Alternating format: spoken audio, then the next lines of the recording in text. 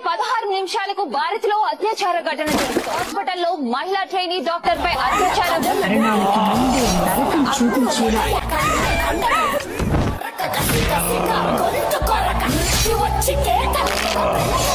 జగతి వినగా చుక్కగా నెత్తురోడ దిక్కులన్నీ చూడ చిత్రహింస చేయుచుండ శత్రువులే మాసిపోవగా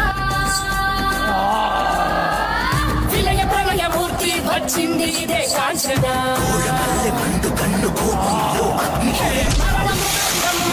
చీర్చవచ్చే కాంచన కసిగా కసిగా కసిగా నిన్ను ఖండించేసిపోగా వచ్చింది వచ్చింది వచ్చింది వచ్చింది వచ్చింది వచ్చింది